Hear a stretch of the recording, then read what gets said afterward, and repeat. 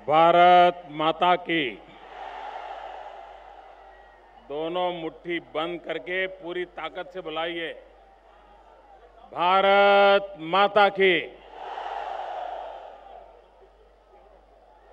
ये मंच जो है इधर की तरफ लुढ़क रहा है, गिर जाएगा। आप नीचे आ जाइए, नीचे आ जाइए, तुरंत नीचे आइए, एकदम जल्दी आइए, कोई गिर जाएगा, चोट लगेगी। और इसको पकड़ो भाई, इसको पकड़ लो जरा।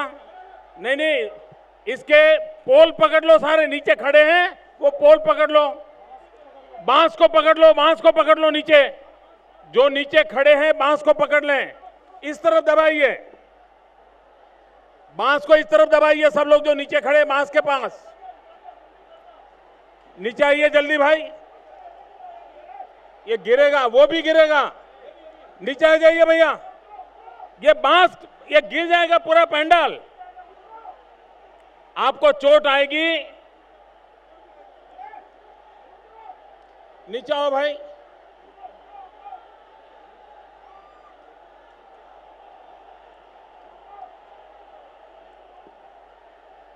नीचे आकर के हर कोई बांस को पकड़ ले ताकि बांस गिरे नहीं। नीचे आओ भाई, आपको सुनाई देता है, चोट आएगी भैया। बहुत भागलपुर के नौजवान समझदार हैं,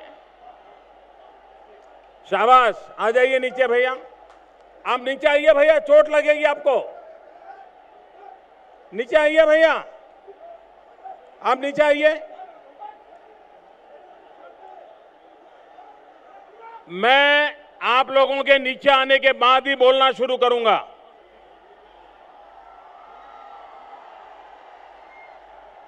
देखिए, हमारी जिंदगी बहुत कीमती है।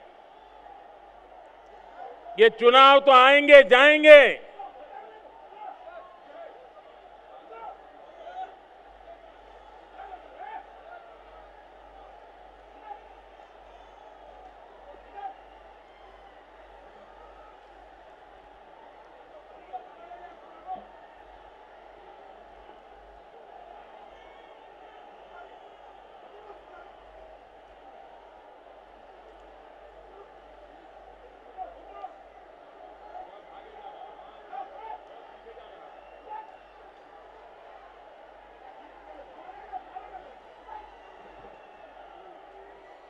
भारत माता की।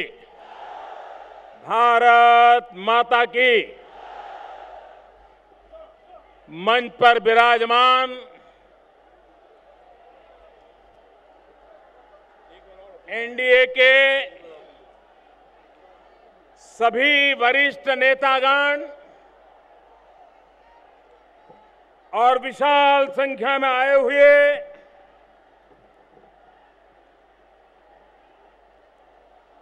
भागलपुर के मेरे प्यारे भाइयों और बहनों,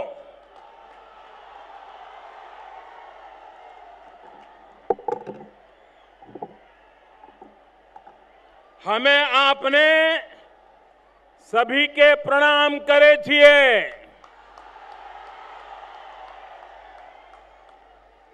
आपने सबके आशीर्वाद चाहिए। भाइयों बहनों, ये कर्णराज की भूमि है।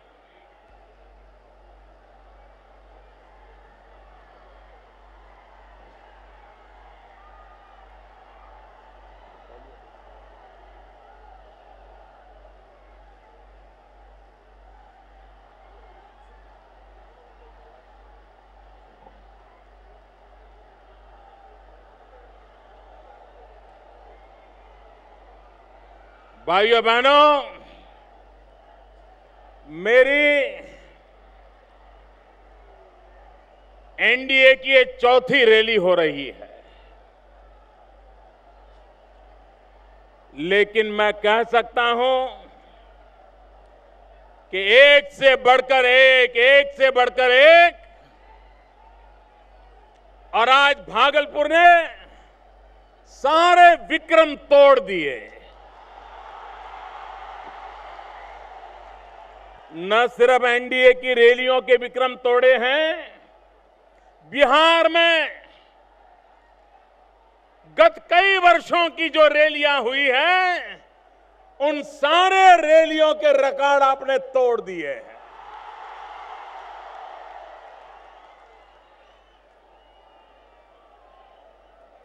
जो पॉलिटिकल पंडित है,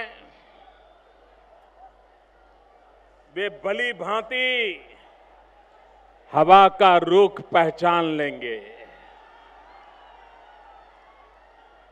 जनता जनार्दन का मिजाज क्या है, ये लोग पहचान लेंगे। भाइयों बहनों, मैं साफ देख रहा हूं, 25 साल के बाद पहली बार बिहार की जनता जनार्दन विधानसभा में विकास के लिए वोट करने का संकल्प कर चुकी है और विकास के लिए सरकार बनाने का निर्णय कर लिया है। भाइयों बहनों, अब इस विजय यात्रा को कोई रोक नहीं सकता है।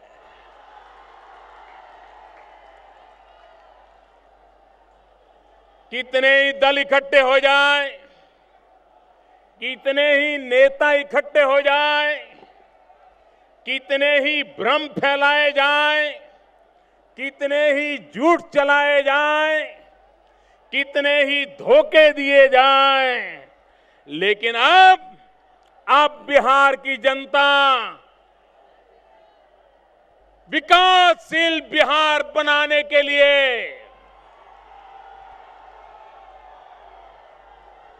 एक प्रगतिशील बिहार बनाने के लिए, रोजगार देने वाला बिहार बनाने के लिए, किसानों का कल्याण करने वाले बिहार बनाने के लिए, माताओं बहनों की रक्षा करने वाला बिहार बनाने के लिए ये बिहार के लोग वोट करने वाले हैं। भाइयों बहनों, आप मुझे बताइए भाइयों, ये चुनाव विधानसभा का है कि नहीं है? ये चुनाव बिहार की सरकार चुनने के लिए है कि नहीं है? यहां से चुन करके जो विधायक जाएगा वो बिहार की सरकार बनाएगा कि नहीं बनाएगा? जो बिहार में सरकार बनेगी वो बिहार का भला करने के लिए बनानी है कि नहीं बनानी? मुझे बताइए भाइयों बहनों, अगर चुनाव बिहार विधानसभा का है, 25 साल से जिन लोगों ने बिहार में राज किया है, उन लोगों ने अपने 25 साल के काम का हिसाब देना चाहिए कि नहीं देना चाहिए? क्या काम किया वो बताना चाहिए कि नहीं? कैसे किया वो भी बताना चाहिए कि नहीं? जनता जनार्दन को अपने काम का हिसाब देना चाहिए कि नहीं देना चाहिए? भाइयों बहनों, मैं आपको वादा करता हूं, 5 साल के बाद 2019 में जब लोकसभा का चुनाव आएगा, मैं फिर से आपके पास वोट मांगने के लिए आऊंगा और जब 2019 में आऊंगा तो दिल्ली में मेरी सरकार ने क्या काम किया है, पाई पाई का हिसाब दूंगा, पल पल का हिसाब दूंगा। भाइयों बहनों, लोकतंत्र में जो सरकार में बैठे हैं उनकी जिम्मेवारी बनती है कि वे 25 साल में सरकार में रहने के अपने काम का उन्होंने हिसाब देना चाहिए। लेकिन आपने देखा होगा ये अपना हिसाब तो दे ही नहीं रहे हैं।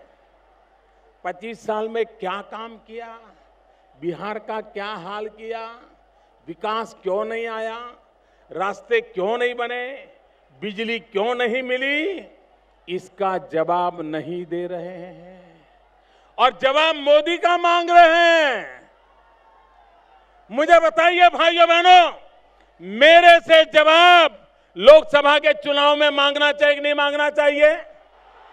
मुझे लोकसभा के चुनाव में जवाब देना चाहिए कि नहीं देना चाहिए?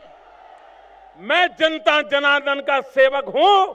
मेरा दायित्व बनता है जब लोकसभा का चुनाव आए मुझे आपको हिसाब देना चाहिए और मेरे काम के आधार पर आपसे वोट मांगने चाहिए।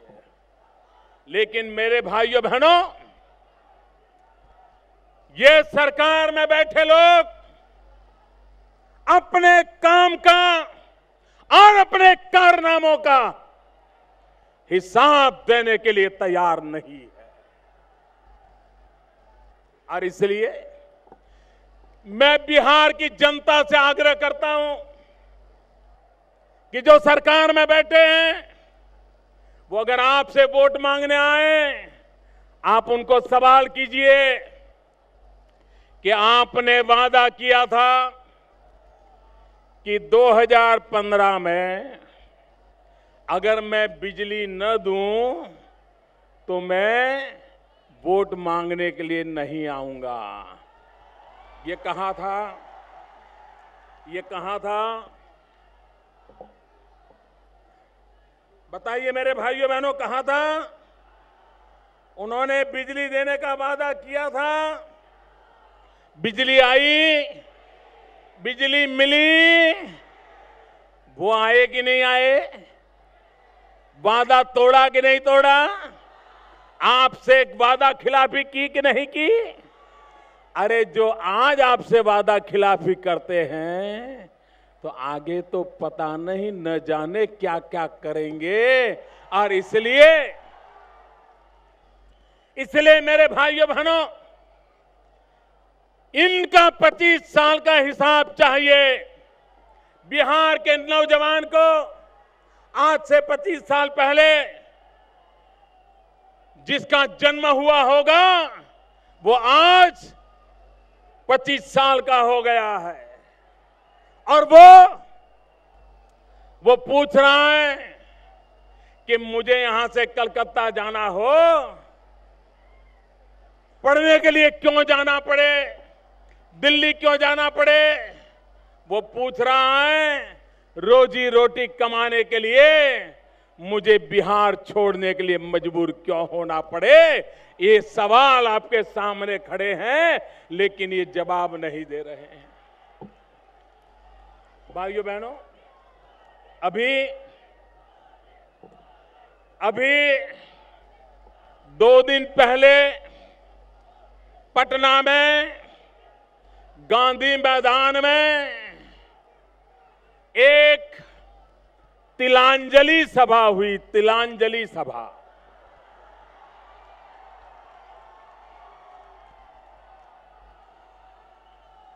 उस सभा में राम मनोहर लोहिया जी को तिलांजलि दी गई।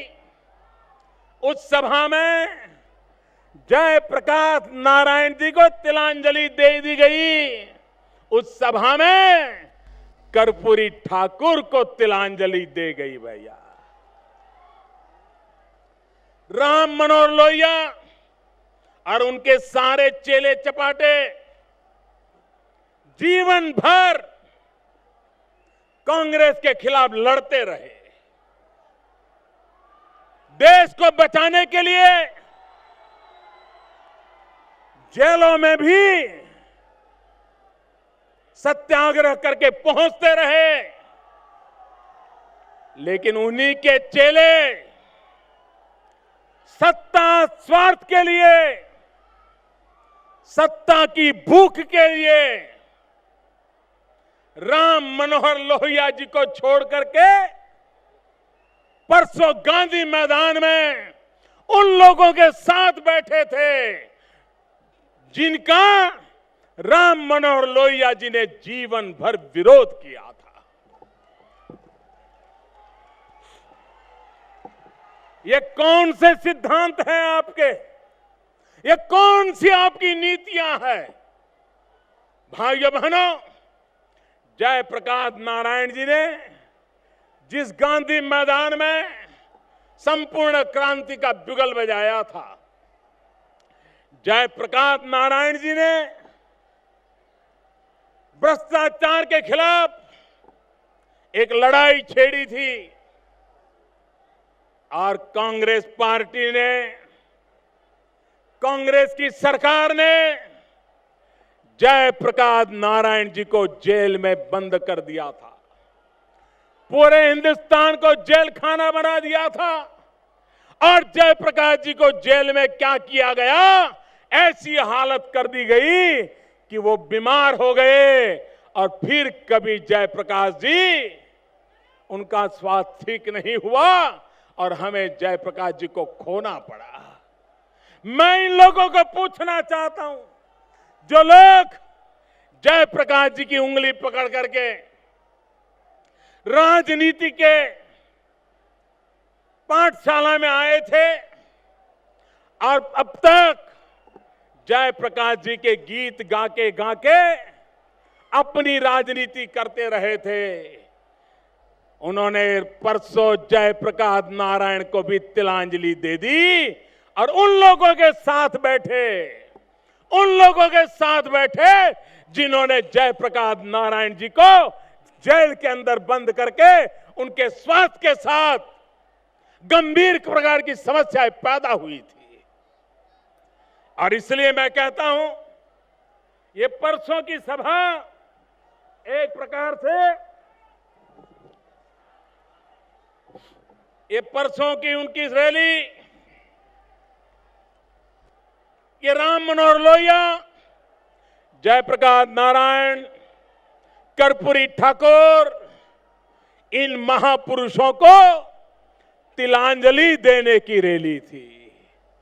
जिन्होंने जयप्रकाश की तिलांजलि की, जिन्होंने राम मनोहर लोहिया जी की तिलांजलि की, जिन्होंने कर्पूरी ठाकुर की तिलांजलि की, उनकी तिलांजलि आप करोगे? करोगे? पक्का करोगे? चुनाव में बटन दबा करके अब इनकी तिलांजलि करने का समय वक्त आ गया है। और इसलिए भाइयों बहनों, मैं सोच रहा था कि गांधी मैदान में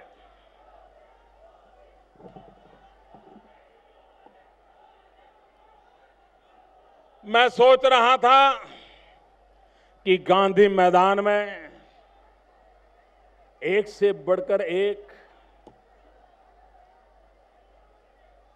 सारे लोग बैठे थे। किस चीज में बढ़कर के थे वो तो व्याख्या आप करना, मैं नहीं करूंगा, लेकिन एक से एक बढ़कर के एक थे। और मुझे लगता था कि बिहार में उनकी चुनाव की इतनी महत्वपूर्ण रैली है, वे जरूर बिहार के भविष्य के विषय में बताएंगे, बिहार के नौजवानों के भविष्य के विषय में बताएंगे, बिहार से गुंडा राज की मुक्ति के लिए बताएंगे। लेकिन भाइयों बहनों, न सिर्फ बिहार निराश हो गया, पूरा हिंदुस्तान निराश हो गया कि उस सभा में बिहार कैसा बने, बिहार को आगे कैसे ले जाया जाए, इसके विषय में कोई चर्चा नहीं हुई, कोई योजना नहीं बनी।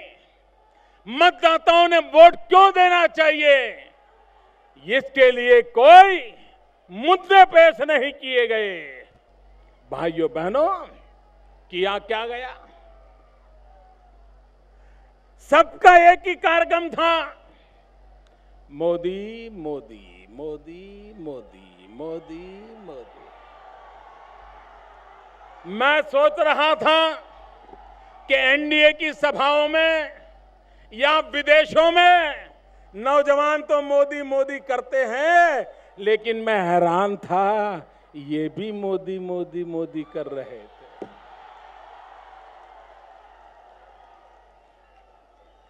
भाइयों बहनों,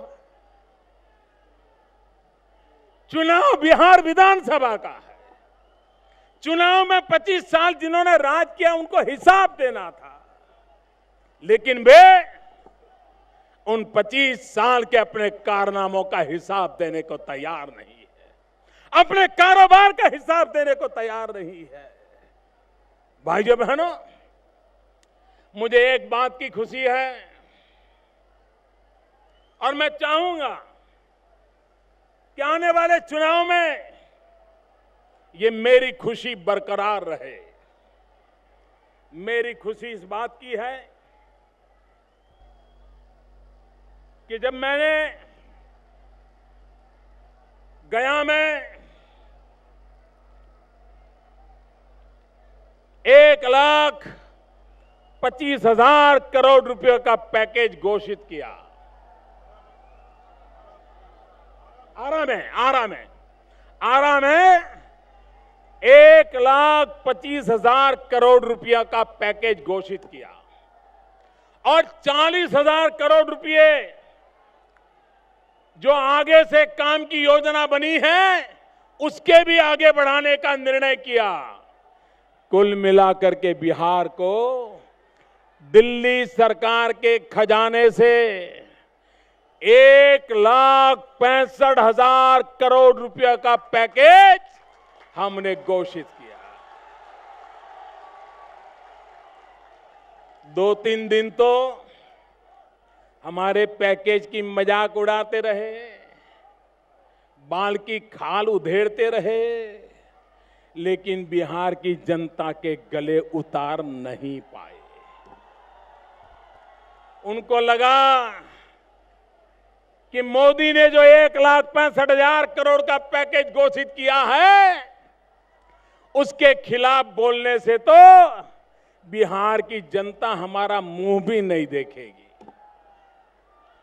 3-4 दिन तो चलाया, बयानबाजी की, झूठी बातें फैलाई, लंबी लंबी प्रेस कॉन्फ्रेंसें की, भांति भांति के आंकड़े बोल दिए, लेकिन बिहार की जनता शायद हिंदुस्तान में सबसे तेज बुद्धिमान लोग कहीं है तो बिहार की धरती पर है।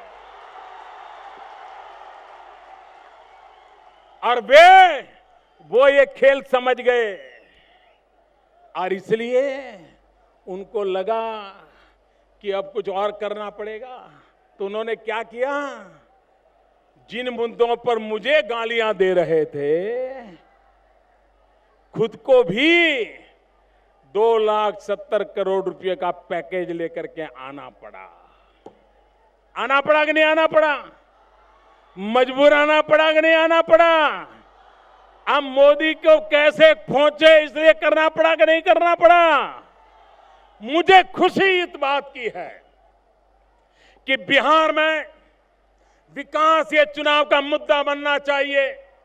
मुझे खुशी इस बात की है, चाहे यूपीए के लोग हो, चाहे एनडीए के लोग हो, दोनों अपनी अपनी तरफ से बिहार का भला कैसे करेंगे वो मुद्दे लेकर के आए।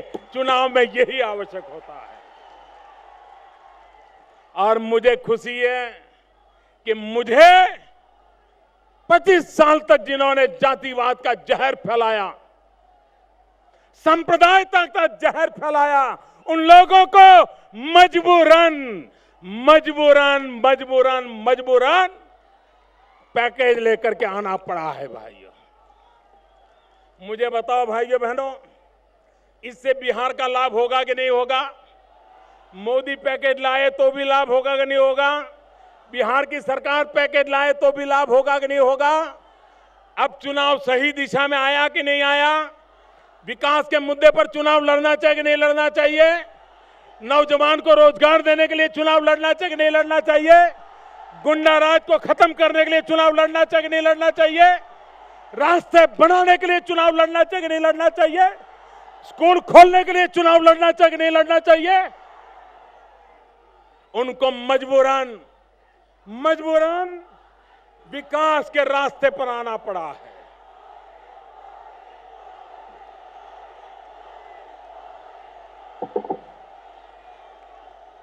और इसलिए भाइयों बहनों, मैं तो चाहता हूं दिल्ली सरकार और राज्यों के बीच विकास की स्पर्धा होनी चाहिए। मैं तो चाहता हूं कि राज्यों के बीच विकास की स्पर्धा होनी चाहिए। लेकिन मेरे भाइयों बहनों, अभी भी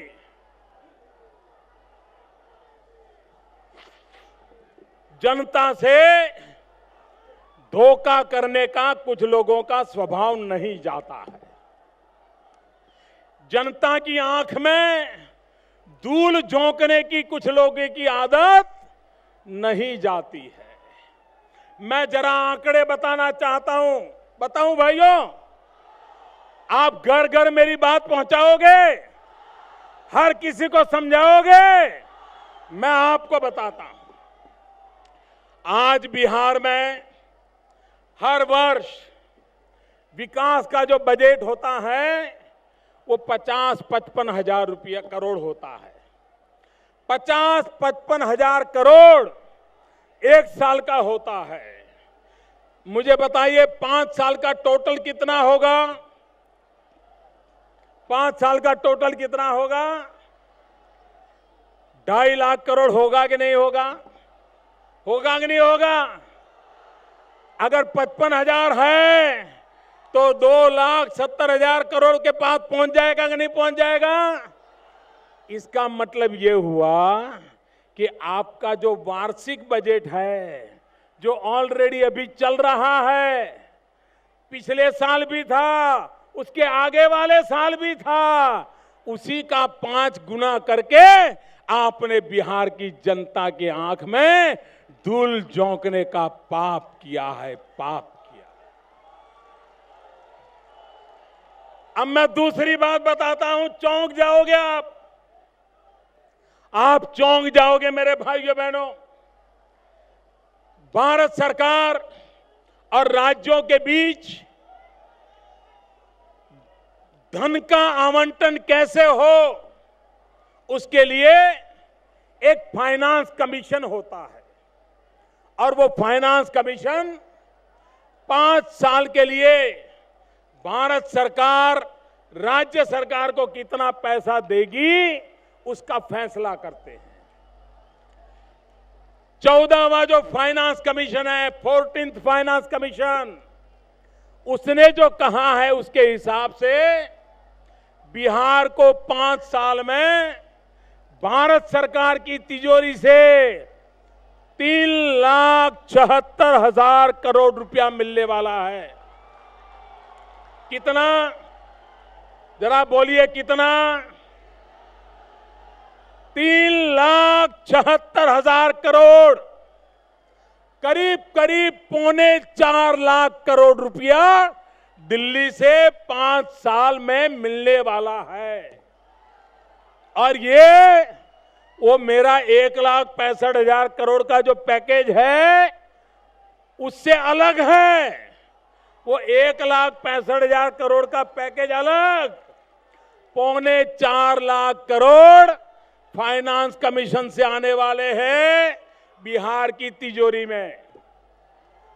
अब मुझे बताओ भैया, जरा ध्यान से सुनिए, जरा मुझे समझाइए। दिल्ली सरकार के खजाने से 3,74,000 करोड़ तो वहां से आने वाला है, और आप पैकेज दे रहे हो 2,70,000 करोड़ का।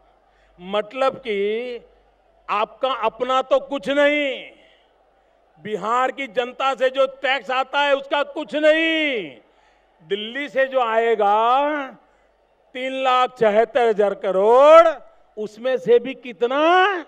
2,70,000 करोड़।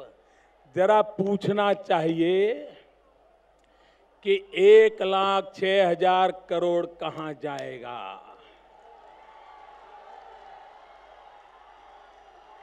1,06,000 कहां जाएगा? बताओ जरा, 1,06,000 करोड़ कहां जाएगा? भाइयों बहनों, जरा पूछना पड़ेगा कि भारत सरकार का 3,74,000 करोड़ आने वाला है, आप 2,70,000 करोड़ कह रहे हो, तो 1,06,000 करोड़ क्या चारे के लिए लगाया जाएगा? क्या ये चारे की खातावाही में डाला जाएगा क्या? मुझे बताइए भाइयों बहनों, ये बिहार के साथ धोखा है कि नहीं है? ये बिहार की आंख में धूल झोंकी गई कि नहीं झोंकी गई? ये बिहार के लोगों को मूर्ख बनाने का प्रयास है कि नहीं है? लेकिन सत्ता के नशे में चकचूर लोग समझ लें, आप बिहार के बुद्धिमान लोगों को कभी मूर्ख नहीं बना पाओगे।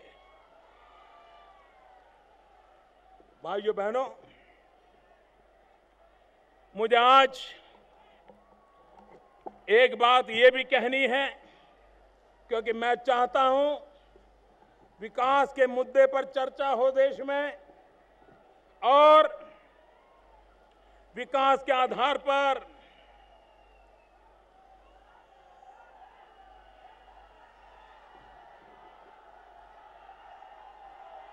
मैं आज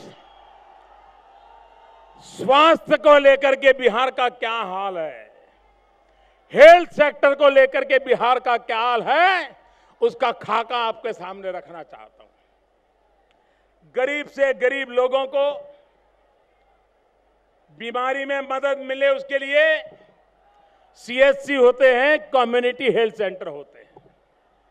हम जानते हैं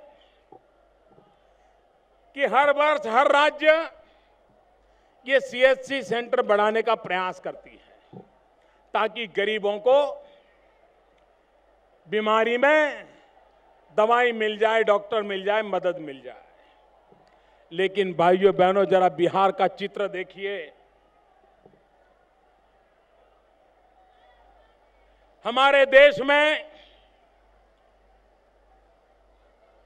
3,300 सीएचसी बढ़कर के 5,300 हुई है। देश में करीब 2,000 सीएचसी बढ़े।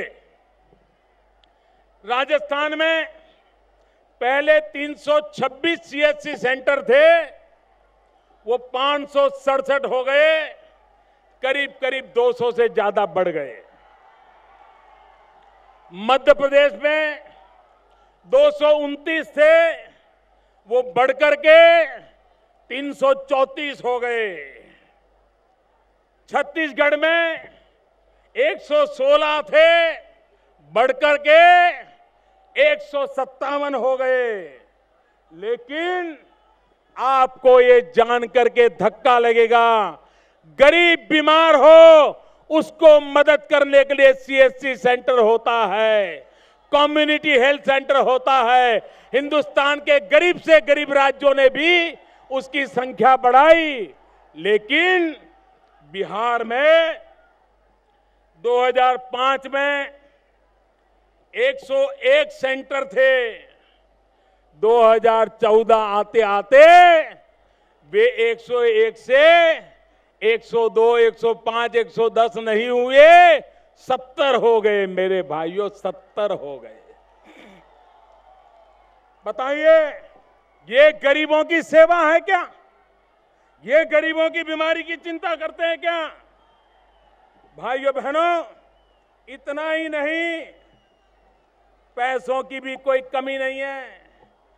भारत सरकार ने आरोग्य विभाग के लिए, स्वास्थ्य के लिए, ये बिहार सरकार को जो पैसे दिए थे, उसमें से 521 करोड़ रुपया वे खर्च नहीं कर पाए, पड़े रहे। मुझे बताइए, पैसे हो उसके बावजूद भी काम ना हो, ऐसी सरकार को निकालना चाहिए कि नहीं निकालना चाहिए? ऐसी सरकार को हटाना चाहिए कि नहीं हटाना चाहिए? हमेशा के लिए हटाना चाहिए कि नहीं हटाना चाहिए? गरीब को दवाई मिलनी चाहिए कि नहीं मिलनी चाहिए? बीमार को डॉक्टर मिलना चाहिए कि नहीं मिलना चाहिए? भाइयों बहनों, हमें ये टोना मारा जा रहा है कि मोदी जी को 14 महीने के बाद बिहार की याद आई। भाइयों बहनों,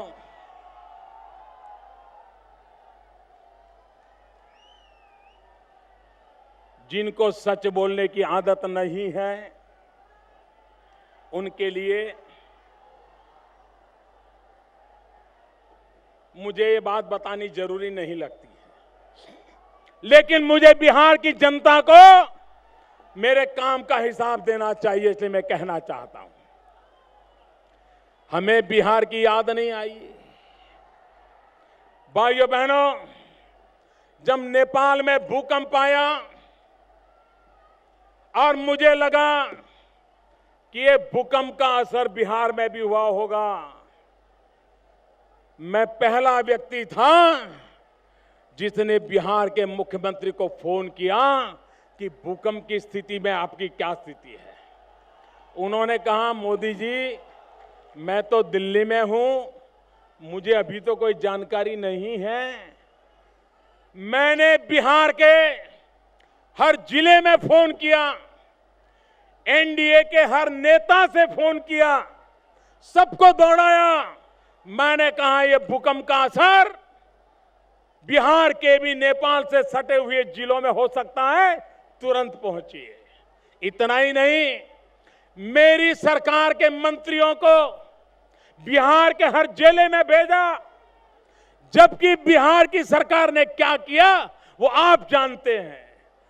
भूकंप के कारण जिनको मुसीबत आई है, इनकी चिंता करने का काम सबसे पहले सिर्फ दिल्ली सरकार ने नहीं, प्रधानमंत्री ने खुद ने किया था। मेरे भाइयों बहनों, इतना ही नहीं,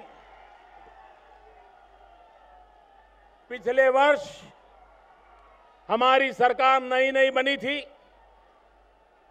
और नेपाल में कोसी नदी के ऊपर एक पहाड़ ढह आया, नदी बंद हो गई और लगा कि वहां पानी भरता जाएगा और जिस दिन ये पहाड़ जो आया है वो खिसकेगा तो ये पूरा पानी फिर कोसी की ओर बढ़ेगा और ये पूरा इलाका फिर से एक बार तबाह हो जाएगा। दिल्ली सरकार पहली थी, ये प्रधानमंत्री पहला था जिसने सबसे पहले दिल्ली से हमारे एनडीएमसी के कार्यकर्ताओं मुलाजिमों को जो डिजास्टर मैनेजमेंट का काम करते हैं उनको तुरंत भेजा, नदी के किनारे के गांव खाली करवाए। लोग मानने को तैयार नहीं था, समझाया, मैंने बयान दिया, दिल्ली सरकार पे भी समझाया, दिल्ली सरकार को, नेपाल सरकार को समझाने के लिए दिल्ली से अफसर भेजे और वो पानी तुरंत निकल जाए, जो पहाड़ गिरा है वो हट जाए और कोसी के गांवों की बर्बादी को बचा लिया जाए। और आज मैं नतमस्तक होकर के कहता हूं, ये समय से पहले जागने के कारण, बिहार के प्रति प्रेम होने के कारण हमने कोसी इलाके को डूबने से दोबारा बचा लिया था। मेरे भाई, इतना ही नहीं, ये हमारे मांझी जी मुख्यमंत्री थे और गांधी मैदान में भगदड़ हो गई, कुछ लोग मारे गए। मैं पहला व्यक्ति था जिसने तुरंत बिहार के मुख्यमंत्री जी को फोन किया था और तब वो हमारे साथ नहीं थे। तुरंत फोन किया था, मैंने कहा कि हादसा कैसा हुआ है, मुझे क्या मदद करनी चाहिए, मुझे तुरंत बता दीजिए, मैं आपको मदद पहुंचाता हूं। भाइयों बहनों, बिहार को जो भूले ही नहीं है, तो याद आने का सवाल कहां से उठता है। याद तो उनको आती है जो भूल जाते हैं, सत्ता के नशे में खो जाते हैं, सिर्फ कुर्सी याद रहती है, उनको बिहार की कभी याद नहीं आती है। भाइयों बहनों, इनको बिहार की कितनी चिंता है। हमें कहते हैं बिहार की याद नहीं आती है। हमने बजट में बिहार को आर्थिक पैकेज, इनकम टैक्स में रियायत की घोषणा की थी, ताकि ये स्पेशल अरेंजमेंट के तहत बिहार के अंदर उद्योग लगे, आर्थिक विकास हो, बिहार के नौजवान को रोजगार मिले। बजट में घोषित किया था और बिहार सरकार की जिम्मेवारी थी कि वो अपने राज्य में कौन से बैकवर्ड डिस्ट्रिक्ट है उसकी सूची बना करके दिल्ली सरकार को दे।